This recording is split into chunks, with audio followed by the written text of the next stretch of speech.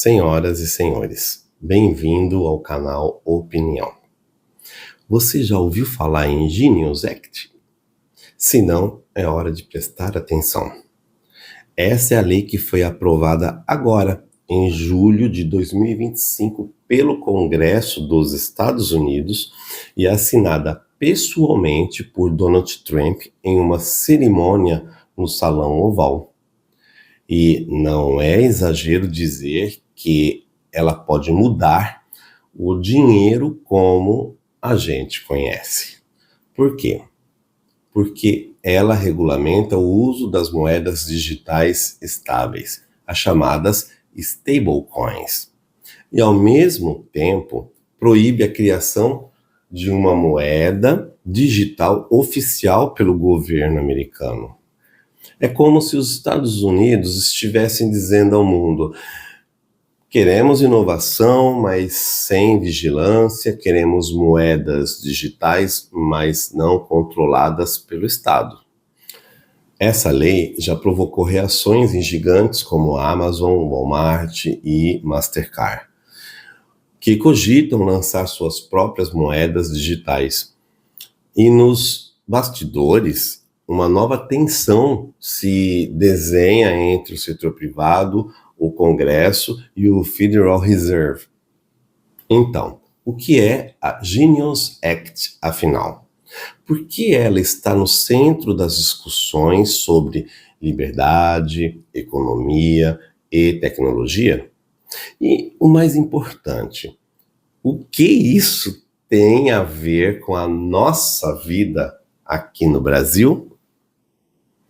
Hoje vamos pensar sobre tudo isso, com calma, com profundidade e com clareza.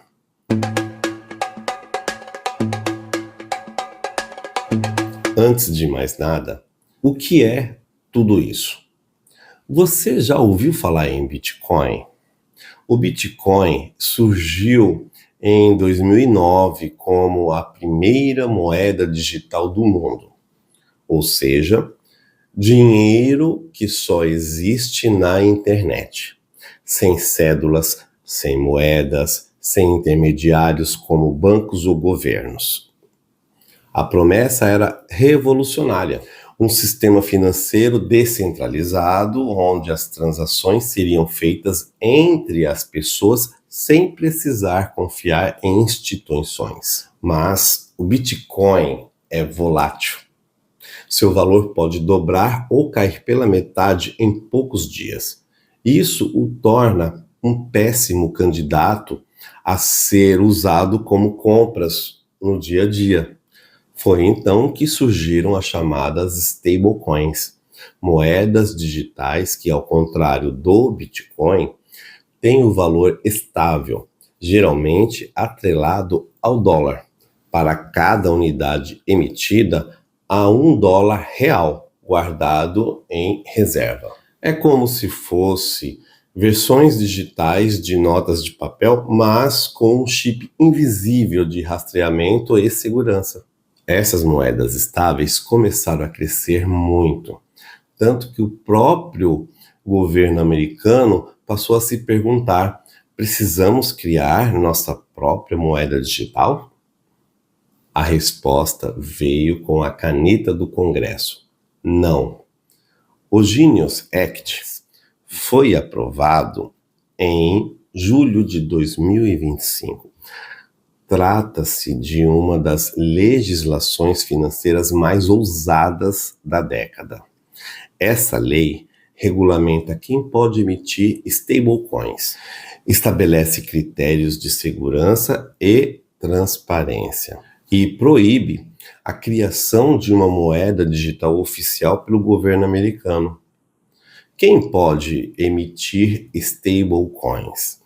Apenas instituições financeiras registradas nos Estados Unidos, como bancos e cooperativas de crédito. Empresas de tecnologia como fintechs podem participar, mas somente em parceria com bancos licenciados. Toda stablecoin deve ser lastreada em 100% com reservas reais em dólar ou títulos altamente líquidos dos Estados Unidos. Também exige auditorias mensais por empresas independentes. O Genius Act proíbe o Federal Reserve de criar uma moeda digital oficial. A razão: evitar que o Estado tenha o poder de rastrear e controlar todas as transações financeiras da população. O Genius Act muda o jogo, reposiciona os Estados Unidos como polo de stablecoins, enfraquece modelos autoritários de moedas digitais, estimula inovação privada com regulação. E o que isso tem a ver com a gente? Cada vez mais fazemos PIX. Usamos carteiras digitais e deixamos o dinheiro físico para trás. Agora imagine seu salário em moedas digital, seus gastos todos rastreáveis, seu acesso condicionado a regras estatais ou corporativas. O Genius Act propõe um caminho diferente. Tecnologia, sim, mas com liberdade.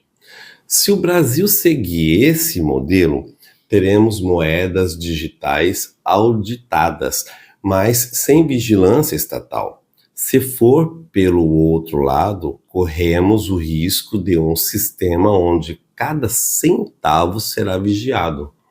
Esse debate, no fim, é sobre quem controla o nosso dinheiro e, portanto, quem controla as nossas escolhas.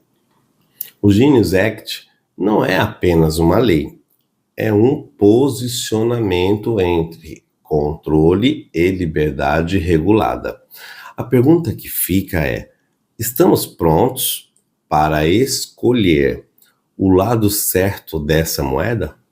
Se essa reflexão trouxe novas ideias para você, curta, compartilhe e inscreva-se aqui no canal Opinião.